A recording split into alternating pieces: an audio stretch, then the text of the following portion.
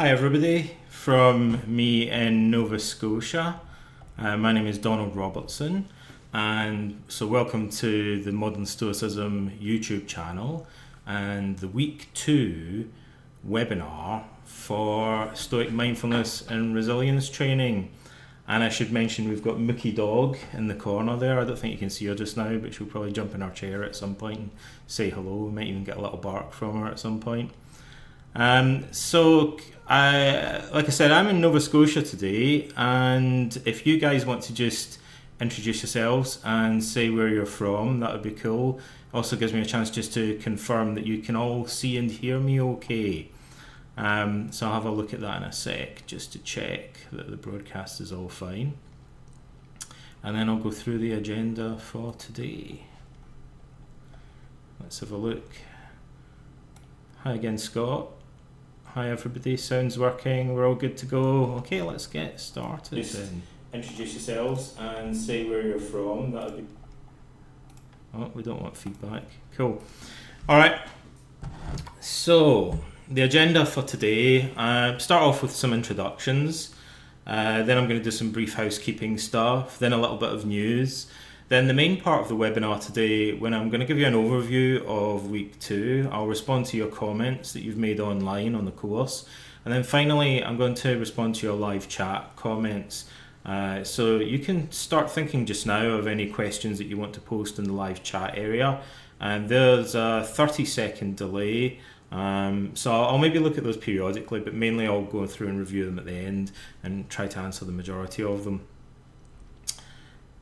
So housekeeping stuff, the stuff that you put in the live chat area I think just disappears at the end of the recording, but the recording, like the broadcast rather, and then there's a recording which you can view at any point afterwards, so if you miss part of it you can go back and catch up later. And although the live chat goes, you can add other comments afterwards, and so can I. So I'll probably post any links that I mention, or if there's a book or something that I mention and you don't quite catch it, after the recording goes up, and you can comment permanently at the bottom. You can post questions there and I'll clarify anything that you wanted me to clarify. I think that's all the... Oh yeah, someone said they want me to look into the camera more, which I'm going to try to do. Hi. But I'm reading notes and stuff, and I'm reading your comments as well, so sometimes I might glance away. I've got 2 monitors though, so I'll try not to do that too much and look over at the other monitor. So let me just check in briefly again. Lots of comments. Hi everybody. Somebody in Scotland, cool. Jürgen can't hear anything. Can the rest of you hear stuff okay? Yeah, because in that case it's a client problem. Like it's a problem at your end if you're not getting audio. Looks like you guys have got audio and stuff. Yeah, I'm pretty sure you have. I can hear it on my computer from the client. Cool. Okay, so without further ado, a little bit of an update on stats and stuff. Let me just get a glass of water. So I guess we've got the final numbers now on how many of you there are. You might have thought there was just one of you, like there's lots. So we have 1,853 people doing this course right now, and I think that's probably the most that we've ever had. So people keep asking me whether Stoicism is kind of like a fad, like the Atkins diet or something like that. You know, it lasts a few years and then everyone forgets about it and moves on to the next thing. But really, you know, they forget that people that aren't familiar with Stoicism kind of forget that it's a philosophy. Like it's like Christianity or Marxism or something like that. It survived for 500 years in the ancient world. So, you know, people that get into it, sometimes it might be a fad for them, but for most people it's sticky. They get into it and they stay into it, and they read Marcus Aurelius 20 years later, they get it tattooed on them. You know, it's a philosophy of life. So it doesn't surprise me in a sense that each year the numbers just seem to go up. You know, I think Stoicism was reintroduced to a lot of people recently, and then the internet's allowed us all to kind of gang together around the world and communicate. And so the numbers that we are seeing in modern Stoicism just keep rising every year since we first started doing it in 2012, so for the past 5 years or whatever. So nearly 2,000 people doing this course, which is a lot. And last time when we did one of these webinars, we had, I think it's 290 concurrent viewers, and something like 500 or 600 people altogether that dropped in for the live broadcast. And then the video, the recording, had been viewed over 3,000 times. So a lot of people presumably go back and look at it after the live broadcast is finished. So, you guys doing the Atkins diet? That's good to hear. It's still around, is it? It's not going to be around in 2,500 years, though, is it? Not like Stoicism. So, week 2 is now available. I'll post a direct link to it afterwards. Most of you should have accessed it already, though. Some of you, in the small hours of the morning, have maybe already been reading it. There's a bunch of comments already on it. So the format here is that today and every Sunday I'll just review the course materials. I'll add in a few hints and tips. I've got so much stuff that I could say about this, but I'll try and keep it to probably just over half an hour. And like I say, I'll respond to the comments that you've already posted. And I think the comments that people have already posted I'll group together, and they'll probably cover sort of common questions that the rest of you have as well. Even if you haven't posted, and I'll go through the live chat later, like I said. So either post stuff in the live chat now or later on, and I'll go and review it later. Okay, so things to remember about week 2, just giving you an overview of the whole thing. It builds on week 1. So the stages of SMRT are cumulative. That doesn't mean that you need to keep using the exercises, the audio recording, the self-monitoring from week 1. You can replace those bits with the stuff that we're doing in week 2 if you choose to, or if you're up for it, you could carry on doing all of the components. But I think the majority of people will do the week 1 recording in week 1, they'll listen to the week 2 recording in week 2, and so on, and the same with the self-monitoring and the daily exercise. But I know that some people will carry on doing some bits all the way through. What's this section about? It's Stoic virtue, so it's a different ballgame now. There's an overlap, as many of you have already noticed, with the mindfulness stuff, an important overlap, but it's also a different aspect of Stoicism that we're looking at. And some of you have been kind of chomping at the bit, wanting to know about Stoicism and virtue and how Stoicism applies to actions and stuff. So that's kind of what we're getting more into now. So the focus is shifting onto your core values, your conception of virtue. And I suppose in a sense, shifting from your thoughts more onto your actions in the here and now. So I love this stuff about values clarification. It's something I just have a very positive feeling towards in therapy. I have a very eclectic background in therapy. I'm a kind of techniques guy is the best way to explain it. I trained therapists for many years. I trained in lots of different modalities of therapy myself. But the values clarification stuff I really like doing. I find it really useful. And it was originally conceived in the 1970s as a Socratic kind of approach. It was student-centred or client-centred. It was about encouraging people to think for themselves. I think that comes through, obviously. So we could do a really didactic thing about Stoic virtues here, but I don't think that would be practical. I don't think it would work. We've talked about that a little bit, but there's more emphasis on encouraging you to think for yourselves about your own core values, and then maybe just reflect on how that compares to what the Stoics say. So one of the things we're going to talk about in the lesson is a kind of fundamental distinction between two different types of value, between good things and things that are merely preferred. And that's a really absolutely central distinction to Stoic ethics. There are many psychological advantages to this. Focusing on the quality of an action, that's what we mean by virtue, rather than on its outcome, what we mean by externals, that tends to help people pay more attention in the present moment. It tends to make them more focused on the here and now. And therefore it connects with and builds on stuff that we said about mindfulness in week 1.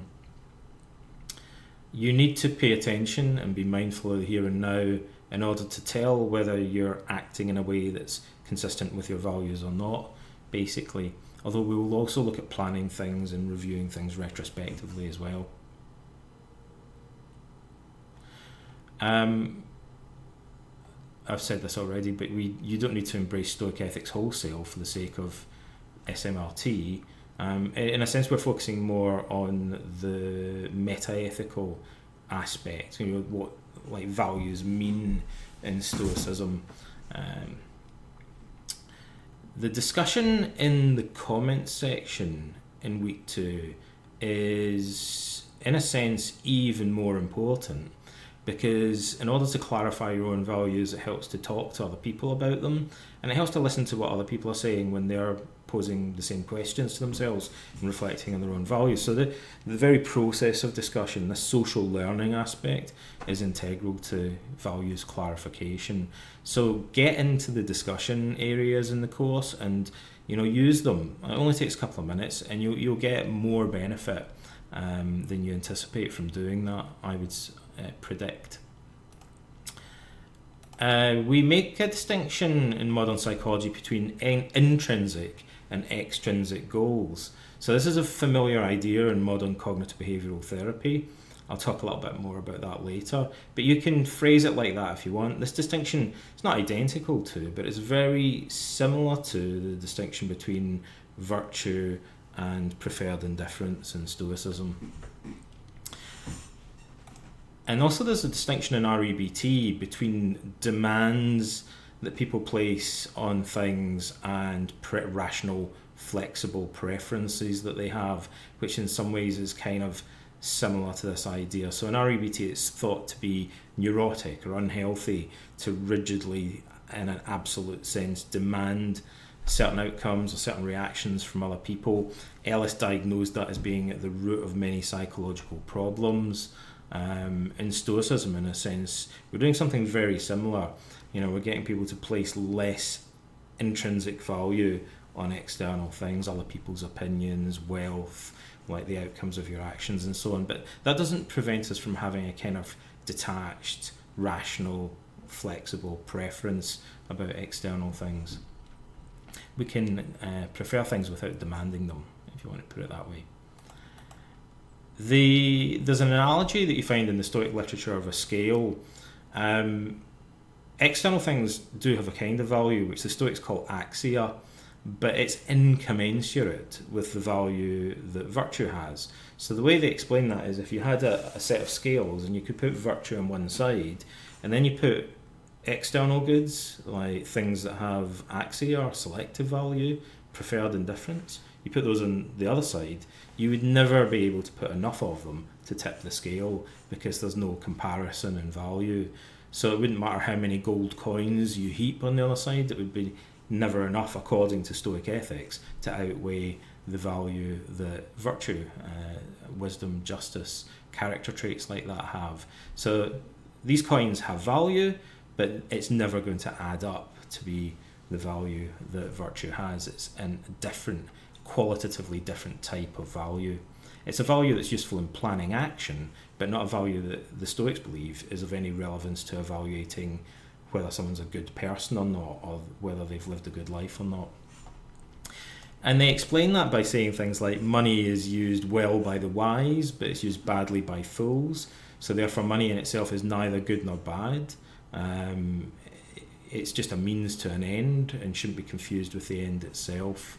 And the Stoics say that goes for health, wealth and reputation as well, like a whole bunch of like external indifferent things that they classify in that way. And the main Stoic virtues are wisdom and justice.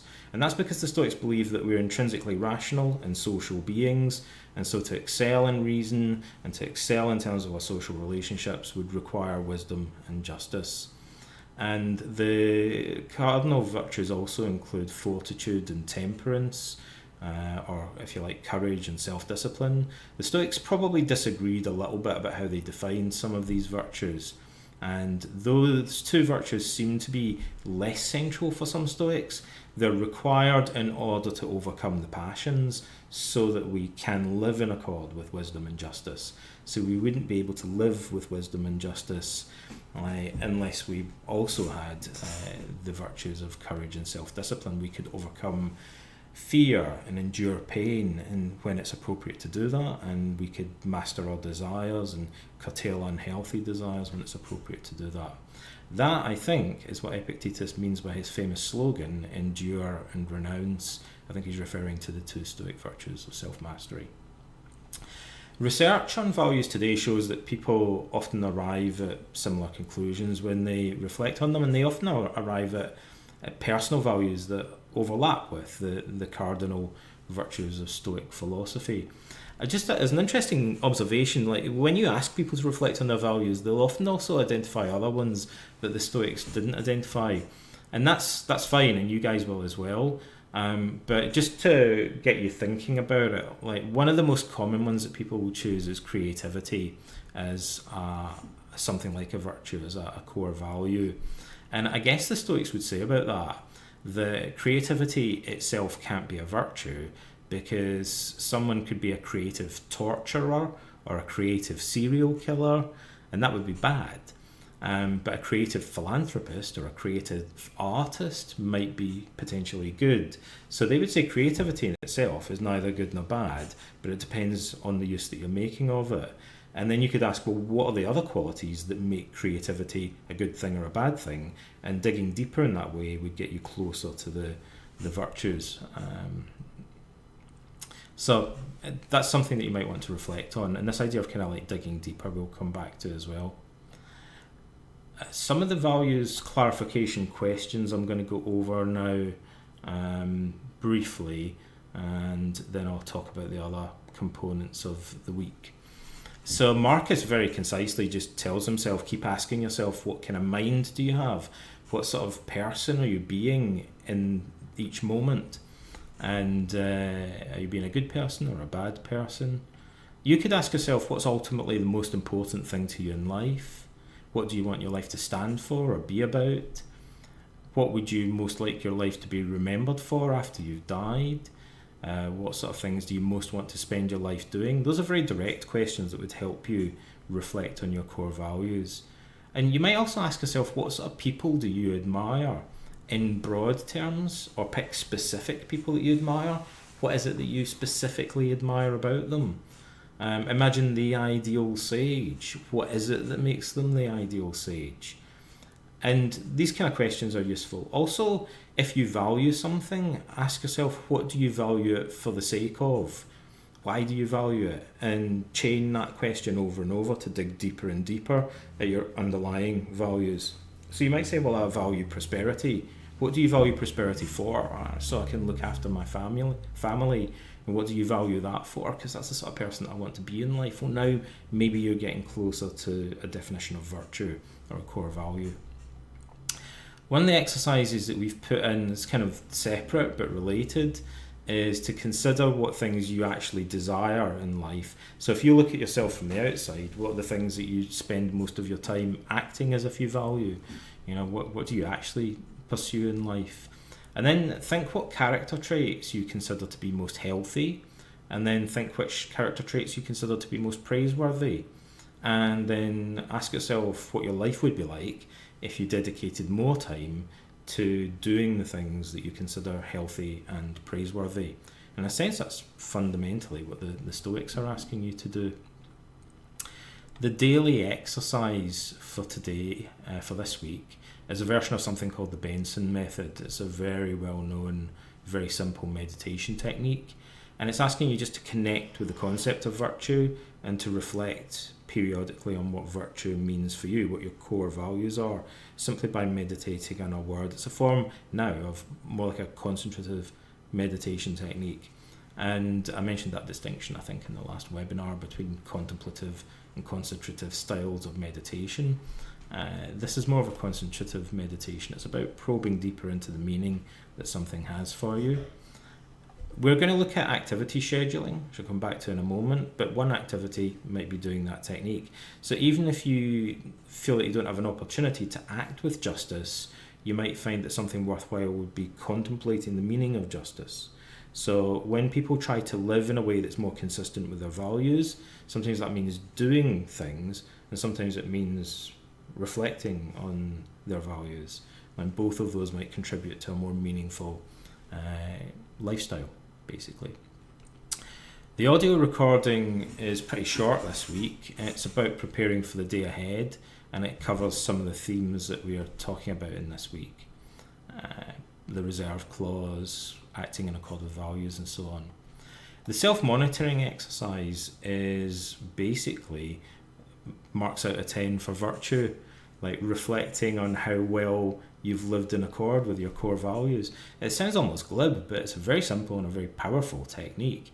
At the end of each day, you're just going to say, well, from 0 to 10, how consistently did I act in accord with my values? Now, you might say, well, there's no real objective way of measuring that. Doesn't matter. Like, just do it in a rough and ready way. The main thing is just to get you to think about how could you increase the rating. What could you do tomorrow that would allow you to turn it up from 5 to 6 or whatever, to act more consistently. So it doesn't really matter what, how accurate or objective the scale is. It's just a rough psychological technique. It's a gimmick in a way to help you focus on what you'd need to do to act more in accord with your values. And like I say, that could consist in doing things that are just or wise or creative, or simply reflecting more each day and spending time thinking about what those things mean. And we mentioned the reserve clause this week. That's basically the idea that you can always be thwarted in your actions. So the Stoic sage undertakes every action with the caveat, fate willing or God willing. So always being emotionally accepting of the possibility that you might fail in anything that you undertake. I'm going to come back to that later because there were some questions about it. And the discussion questions for this week are: what constitutes virtue? What makes a person genuinely admirable? What might define someone's character as truly good or bad? I'm going to come back to that as well. And the second question is: what's the relationship between what's truly healthy or beneficial for you and what's genuinely praiseworthy? And how do these compare to what you feel is desirable or worth choosing to pursue in life? So we've got like 10 minutes or so. I'm going to go through some of the comments that you guys have already posted, and then I'll have a look at the live chat comments, which I'm going to just check in with briefly. Yeah. You guys think too much. Putting all in theory isn't what Stoicism is about. Yeah, absolutely. Stoicism is more about practice. But this week, I think, is more about practice than about theory. You do need some reading. You've got to understand the concepts and stuff. But we've tried to keep it fairly minimal, actually. And the focus really is on actually the doing. Like, we're giving you a daily routine to follow, exercise it so that you can start applying, and encouraging you to evaluate how you're getting on with that. So this, I think, is very different from a lot of the discussions that I see about Stoicism. The course here is mainly discussing how you guys are getting on, so in the discussion forums and stuff. I'd like to see you talking more about how you're finding the exercises, what obstacles you're encountering, social learning. This is your big opportunity to get support from other people in that respect. So some comments on the lesson itself, on the concept of valued living. Neil talked about keeping a gratitude journal and also using quotes in Google Calendar as a recurring event. If anyone else has got any suggestions for using technology as a cue, that's great. Absolutely, I'm all in favour of that. You can set reminders on Google Calendar as well. You can change your desktop or your phone wallpapers. Little psychological tip about that from like CBT training. People habituate fairly quickly to cues in the environment, so they start to not notice them anymore. So you put a post-it note on your desk. A couple of weeks later, it might as well not be there. You won't register it. So you might put a different coloured note every week. You change the cues slightly periodically so that you don't habituate to them. The notebooks, a couple of people, Judith and Gareth, talked about keeping a notebook of Stoic maxims. A lot of people do that. Well, that's what Marcus Aurelius was doing, right, in the Meditations to a large extent. Keeping a diary or journal, and it's a very powerful technique. We don't kind of touch on that directly in this course, but clearly it's relevant. Also, I think it's interesting, we have examples of consolation letters from Seneca, and even from some non-Stoics like Plutarch. But Epictetus says that a Stoic called Paconius Agrippinus wrote consolation letters to himself, praising catastrophes that had befallen him. And, presumably those looked like the Stoic consolation letters we have, encouraging himself to adopt a more Stoic, constructive attitude towards adversity. So reading or writing in a number of different ways can be beneficial to Stoic practice, absolutely. And that could be one of the valued activities that you engage in for certain periods throughout the day as part of your activity scheduling during this week. Albin mentioned that the reserve clause could be used as a sort of cop-out or an excuse. That's definitely not what the Stoics are advising, obviously. And for the Stoics, it's all about reconciling emotional acceptance with virtuous action. So how can you be committed to virtuous action while still being emotionally resilient and accepting? And that's really one of the central things that the Stoics are aiming at. So if someone was using it as an excuse, the Stoics would consider that just to be a form of self-deception or an abuse of the exercise. And that brings me on to a theme that I'm reading into several of the questions here, which is the ancient Stoics would have found that easier to spot because often they had an older Stoic who acted as a mentor to them, and for some Stoics would even live in their household with them. And that made it easier to spot blind spots. Even the emperor, even Augustus, even Marcus Aurelius had Stoic tutors whose role was to criticise them, basically correct and evaluate their behaviour. But we don't really have people like that as much today. What you folks are all doing in this course, in a sense, is performing that function for yourselves, becoming your own therapist, your own coach, your own parent, in a sense. I like to think that Marcus Aurelius' main Stoic tutor was a guy called Junius Rusticus, who died round about 170 AD, which, funnily enough, is round about the point that we believe that Marcus started writing the Meditations. And so I like to think that Marcus perhaps started writing the Meditations because he had a need to replace the presence of his main Stoic mentor. He had to become his own therapist, his own Stoic teacher, and he did that by writing. Mark mentioned writing his own morning meditation script. Absolutely, I love it in CBT when people do that. That's gold dust. A lot of people don't have the patience to do it. And even better is to actually record yourself, giving yourself Stoic maxims or advice. If you have the patience to do that, that's superb. John said, my actions show I desire other things. Again, imagine the Stoic mentor following you around. This is a function that Zeno performed for his pupils when the Stoa was first founded. Being able to point out to them that their actions were inconsistent with their values. And now we have to do that for ourselves. But really it's the evening review where that tends to come into play. Seneca describes himself doing that like a lawyer, cross-examining himself, questioning himself, trying to identify. I think really if you just reflect on what you did during the day and even just do this thing of rating from 0 to 10, it gradually becomes much easier to spot how you've strayed from what you actually value in small ways. Start with small steps, small ways in which you could get your life back on course so that you're doing things that you actually consider to be worthwhile in life, consistent with your core values. Stephen mentioned having a list of different values. I find there's two types of people. There are people that like to have lots of examples, and there are people that like to dig down more and simplify things and reach a small handful of overarching categories. That's kind of what I'm like. But other people like to kind of have a lot of different examples, and the discussion groups in the course are perfect for that. If you share examples of the virtues or values that you've defined, then that'll give other people ideas. It'll give them the words to articulate the things that they value. finding the right words is important here. Journeyman says he asks, why am I doing this? It's just like Marcus asking, what sort of person am I right now? But also Marcus asked of other people, what are their core values? Why are they doing this right now? So employing a similar strategy to himself and to understanding other people. Barry and Dean mentioned going down rabbit holes. Epictetus talks a lot about his students not going off into philosophical digressions, like how many angels can dance in the tip of a pin, or being swept away by our impressions.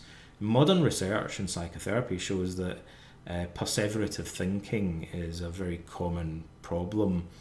It takes two main forms: ruminating about the past or worrying about the future, and being swept along by those feelings into trains of thought that can last hours. And reflecting on our day is a really good way to stop that. It helps us to think, what did I do today? I spent hours ruminating about something unnecessarily. And again, I imagine someone else evaluating would be in a better position to interrupt you and say, what are you doing? You've just been sitting mulling over something in an unproductive and unhelpful way for hours. But really, this kind of exercise helps us to get that objectivity, to spot ourselves doing it. And someone else, Pauline, had mentioned struggling to find the time. Once you start doing these exercises, I promise you'll actually find that you have more time. I can't guarantee that, but in almost every single case, as a CBT practitioner, when I worked with clients, when we get into doing activity scheduling, they started to find that they had more time on their hands every day, because when they reviewed their day, like, people tended to find they'd spent a lot of time doing things that on reflection they themselves considered to be either unhealthy or just pointless and unnecessary. And when they asked themselves what they could do that was of value each day, like some of you had talked about meditating or keeping a journal, those things often take very little time, like 10 minutes or 15 minutes or something, but people spend hours browsing the internet. So the unhealthy things often use up far more time than the healthy things do. I mean, many people feel the quality of life improves measurably just by spending an extra 10 minutes a day doing healthy stuff that they actually value or that they would respect or admire someone else for doing. Audio recordings. We don't have many comments, but Stoic Student and Mark were saying that they found it helpful. So hopefully the rest of you, once you get into using that, will find that interesting and helpful as well. And I'll just go over the final comments in the what next section, and then I'll check in at your live chat again. It is worthwhile making time. That's right. So the question was, what constitutes virtue? I might get to drink my coffee while I'm doing this. Jean-Baptiste said, good people don't rely on externals. I could talk all day about this stuff.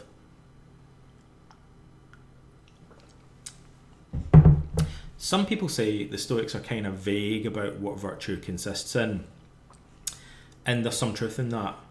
And in some ways that's actually a good thing, because they're looking at it more meta-ethically. They're looking at the meaning of value, and there's some scope in Stoicism for people disagreeing about the practical implications, because that might be an area where we can never have absolute certainty. So people talk about things like, should you give money to a homeless person? It depends what they're going to use it for. So there are judgments of probability that would come in there. There's no ethic that's going to give you a hard and fast, like, prescriptive answer to that sort of question. It's the wrong kind of question in a way. But the Stoics will give us more general guidance about the sort of actions that we should engage in, the sort of person that we should try and be. They would tell us whether we should be generous or not in life, but not necessarily how we should act in a specific situation, because we need factual knowledge about the situation to arrive at a conclusion there. So, in another sense, the Stoics tell us far more about virtue than most people realise. I find when people say this and I talk to them, they've often overlooked a lot of the stuff that the Stoics tell us about the nature of virtue. And you could say everything that the Stoics say, the whole of the Meditations, the whole of Seneca's surviving writings, most of it defines virtue. It's all about virtue in a sense. And so John Baptiste's comment kind of brought that up for me, because it reminded me the Stoics also said right from the outset, the early Greek Stoics, that there was a virtue called magnanimity, which literally means greatness of soul, bigness of soul, having a big heart, like a big soul. Like we talk about someone being a big person, like inside, and they say that's an integral part of all the other virtues, and it refers to detachment from externals. Good people don't rely on externals, was what John Baptiste had talked about. The Stoics say, yes, that is part of all of the virtues. It's part of what they mean, like justice, courage, self-discipline, wisdom, in their understanding, all require a certain level of detachment from external things, and also a certain overcoming of our passions, fears, and our irrational desires, and so on. Mark and Marcel both raise this question about not judging others, because one of the questions, maybe it's badly phrased, said, what makes someone a good or a bad person? And actually it's true that the Stoics discourage us from... Epictetus says something, I can't remember off the top of my head, but there's a passage where Epictetus says quite explicitly, for goodness sake, don't get into discussing whether someone else is good or bad, because that's just leads you into an unhealthy type of conversation. In a way, it's not productive.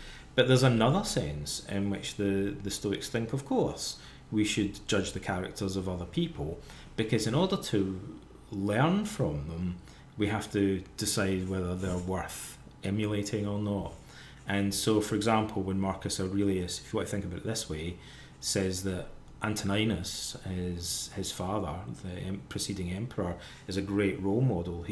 Marcus is arriving at the judgment that Antoninus has a good character, was a good person and worthy of emulation. And the same when he talks about Junius Rusticus. And also he must look at other people who thinks are bad role models, or perhaps teach us what not to do, who teach us about the vices and the passions. The Stoics thought that the characters in Greek tragedy served that function. Oedipus gives us a good example of what not to do, in a sense, and so does Medea. Like the Stoics thought there would be no tragedies if it wasn't for people being too attached to the opinions of others and external goods and so on. So judging others, yes and no. I think the Stoics would say we can never know for certain what's going on in another person's mind, but on the other hand, one of the best sources of learning is social learning and role modelling, and the Stoics very much thought we should look for good examples of virtue and try and see what we can take from them. So maybe a better question would have been, what makes someone a good or bad role model? Perhaps if I just phrased that differently. Judith talks about compassion and empathy as being virtues. The Stoics often aren't keen on using those words, because if taken very literally, they kind of imply sharing in the passion or pathos of another person, so sharing in their suffering. And Epictetus says that we should empathise with people, but only up to a certain point. If someone's groaning with suffering and misery, we might groan along with them, just out of kind of etiquette and to be supportive. But he said we have to be careful that we don't groan inwardly as well and start to emulate their suffering. And that, I recognise that as being one of the fundamental challenges of being a modern therapist. It's very hard for therapists to talk to clients without starting to take on some of their feelings and internalise them. So we would say empathise with people without agreeing with them. We have to retain enough detachment to help clients question the assumptions that are underlying their feelings, and not start to agree with the client and buy into their worldview too much. But the Stoics certainly did value things that resemble what we mean by compassion and empathy. And Judith, I think, had mentioned, do they fall under the social virtue of justice? And yes, they do. But justice is not quite the right word to translate the Greek.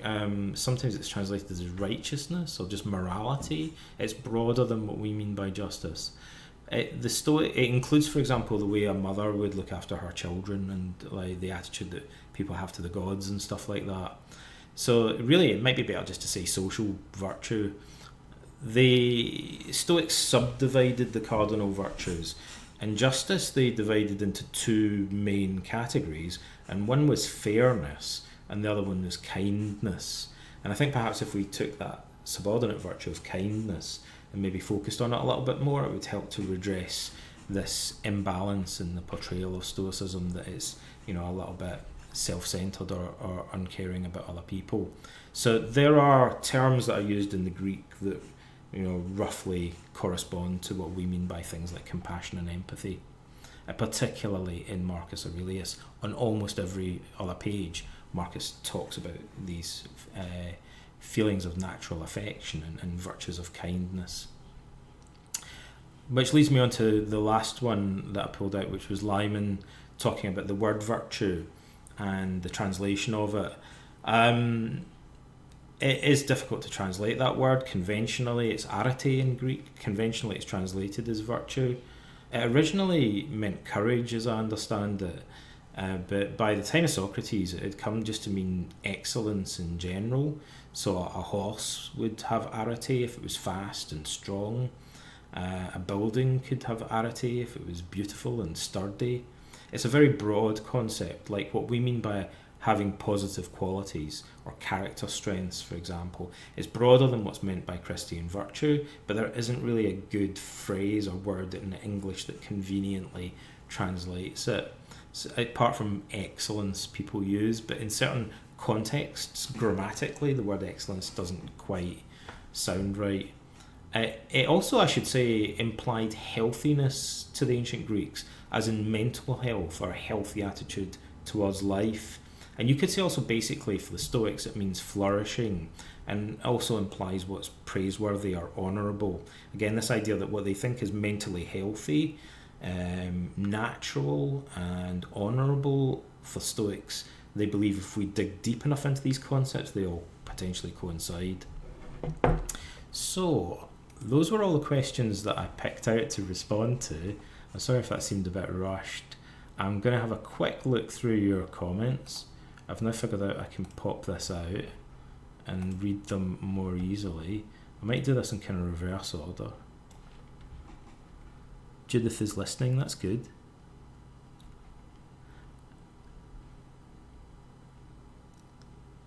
Some discussion about Epicureanism, yeah.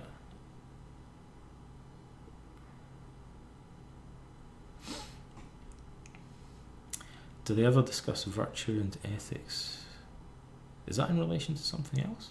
The Stoics do.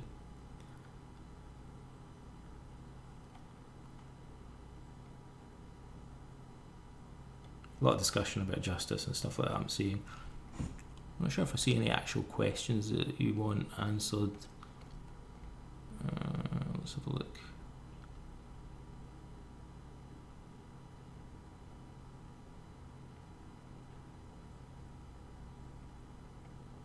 Sorry about the delay while I go through your comments. Are the exercises meant to be cumulative? Yeah, they are. Like, you don't have to continue using all the exercises. Use the week 1 exercises in week 1, week 2 exercises in week two, but they're meant to complement and build on each other. And so there are a few people that kind of joined in things late. You may miss out on some things if you just skip to week 2 and don't do week 1.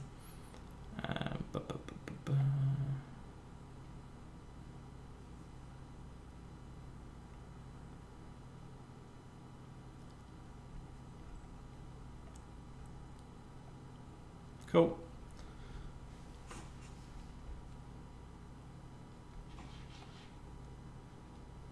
If someone wants a link to the Facebook group, I can just post that.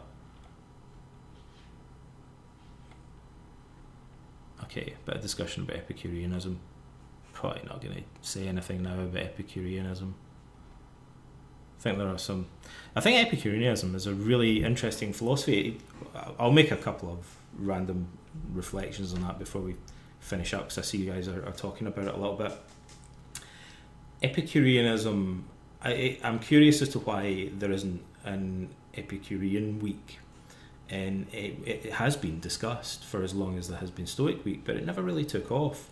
And also the Epicurean communities online never really flourished. A number of them I think were started and then abandoned.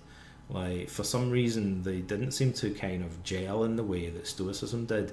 Now maybe this is unfair to Epicureans, but like the Stoics criticised Epicureanism for lacking the kind of fellow feeling that the Stoics promoted.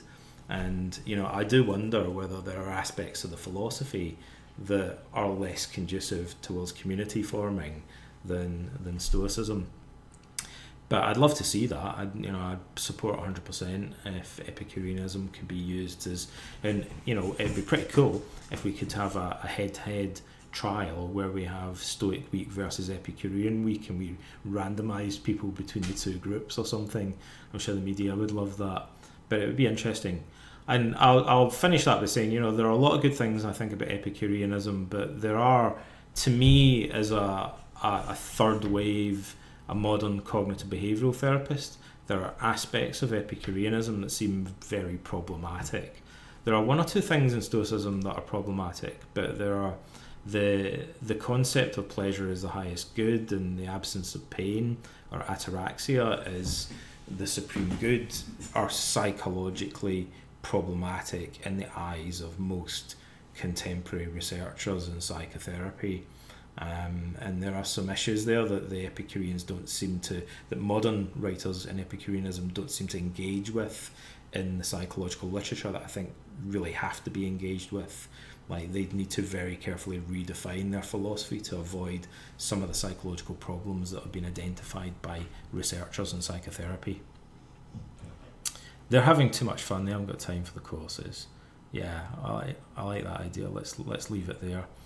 Okay, so I think that'll do for today. I hope you all found something useful there, and I'll be seeing you again next Sunday at the same time. We didn't see much from Mickey Dog, did we?